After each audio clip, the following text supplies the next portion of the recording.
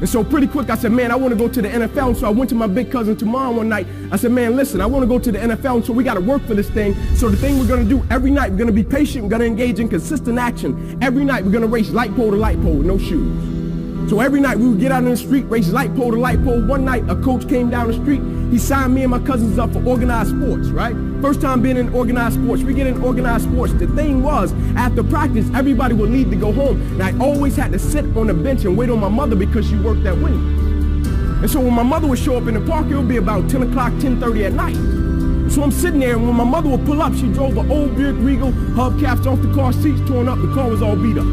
And she would pull up in the park 10:30 at night. I would jump off the bench. I would sprint over to my mother. I would say, Mom, if you don't mind, can you please sit back in your car and turn on your car lights? I have to do some extra drills. I have to go to the NFL. So you would never have to work another day in your life. And I knew my mother was tired. And every night, my mother would sit back in that car, and those car lights would hit that field. And he had a 7-year-old kid doing backpedaling drills, running sprints, running laps, chasing his dream to go to the NFL. But just beyond those car lights, I could always connect with my mother's eyes, so it made me dig a little bit deeper. It made me push myself a little bit further. It made me work a little bit harder. It created a certain level of sweat equity in what I was doing. It created a certain level of pride in what I was doing. You know why people quit? People don't have pride in what they do. You know why people stop? They're selfish, and it's just about them. But when you have a bigger purpose to why you're doing what you're doing, and you want to honor the sacrifices that others have made for you, it's nothing for you to keep going when you hit adversity. If every decision and choice you make is just about you, at a certain point you're going to hit something that's a lot tougher than you, and it's going to make you quit because you don't have a driving force for why you do what you do.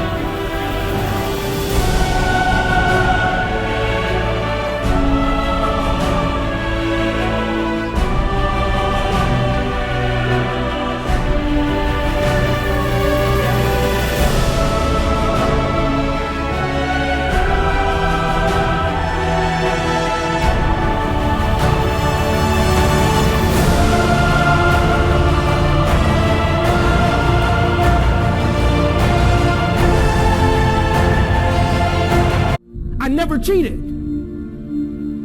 I never cheated. Like my conscience still until this day won't let me, like I can't cheat. I can't look myself in the mirror and say, Ink, you did a good job knowing that I cheated. I can't cheat. One of the greatest pieces of advice that my mother gave me was this: son, whenever you start, you make sure you finish it. And the problem with the world today, people get involved with things, and if they don't like a certain person, if they don't like the process, if it's not what they thought it was, they quit. And what they don't understand about quitting becomes a habit that doesn't just affect you. Later on in life, when you get a wife and you get some kids or you get a family, it's going to come back to haunt you, and it will one day affect them. That is why I tell you the process is more important than the product. It's not even about the outcome for me. It's about, can you take pride in what you do as an individual, and every night when you look in the mirror, knowing that you gave everything you had to it. And we have to get to the point where we're willing to impose our will on certain things. Impose your will on it. My life totally changed. And they gave me an opportunity to stop. And most people, when you give them an opportunity to stop while they're chasing something, they take advantage of it because they feel as if, man, why did this have to happen to me? I felt as if, why not me?